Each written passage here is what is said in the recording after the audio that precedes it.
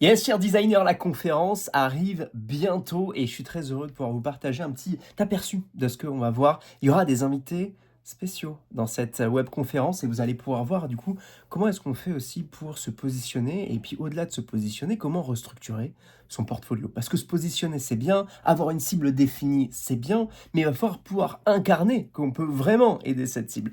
Et aujourd'hui, je vais juste vous présenter rapidement la structure un petit peu qu'on a besoin d'avoir en termes de visuel pour bien attirer une clientèle qui est prête à signer au-delà de 2 500, 3 000, 4 000, 5 000 euros, peu importe les prestations que vous voulez proposer. Mais là, ici, je vais vous montrer rapidement un travail d'élève d'une personne qui est suivie donc, dans notre accompagnement actuellement et dont on va parler demain. Elle sera présente directement à Adeline. Elle va parler un petit peu de comment est-ce que ça s'est repositionné. Et en fait, on a été obligé de travailler ensemble jusqu'à 6 projets pour justement l'aider à magnifier son savoir-faire et à montrer finalement à sa clientèle type comment est-ce qu'elle peut l'aider. Ok, donc ce genre de projet là que vous pouvez voir, si vous n'atteignez pas ce genre de typologie de design, cette approche justement qui est structurée, qui est justement basée sur des codes de l'acuité visuelle dont on parlera demain, vous allez avoir du mal à attirer ce genre de clientèle. Et je voulais vous montrer justement le type de qualité et le type d'approche qu'on est obligé d'avoir pour justement attirer une clientèle qui nous intéresse. Alors c'est pas forcément que du premium,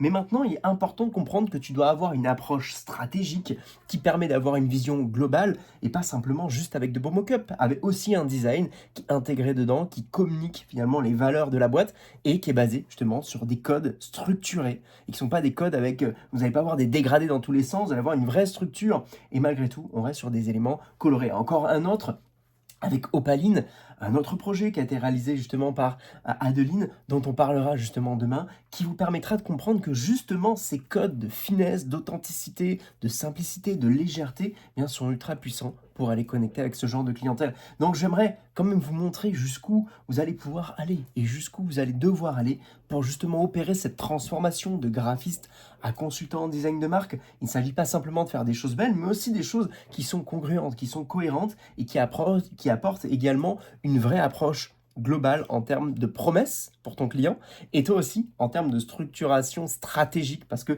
si tu n'abordes pas la stratégie, et ça on en parle beaucoup, eh bien tu vas perdre énormément finalement de clientèle parce que surtout tu vas t'attirer les mauvais clients. Allez, un petit dernier avec Lana Mang, si tu veux connecter justement avec des univers qui sont un petit peu différents et avec quelque chose de pop, ça c'est son approche si tu veux à Adeline. Donc ça va être toi, ton approche est différente, d'accord? Ce qui est important, c'est que chaque designer a une approche différente. Et ça, on en parle, on en parlera demain pour se positionner. Donc si tu veux atteindre ce niveau de qualité en termes de structuration de design, et si dans ton portfolio, tu ne présentes pas les choses un petit peu de cette manière-là, avec une approche dans laquelle tu es vraiment dans une étude de cas, non pas quand tu es en train de simplement de dire, ok, voilà le logo que j'ai fait, mais une vraie étude de cas structurée qui démontre concrètement ce que fait finalement l'entreprise, dans quel univers elle est, eh bien à ce moment-là, tu peux perdre beaucoup de clients. Donc je ferme la parenthèse là-dessus, c'était juste pour te montrer un petit peu ce qu'on va pouvoir aussi voir demain et les choses sur lesquelles on va pouvoir itérer et on comprendra quel est le cheminement qui a permis justement, notamment à Adeline,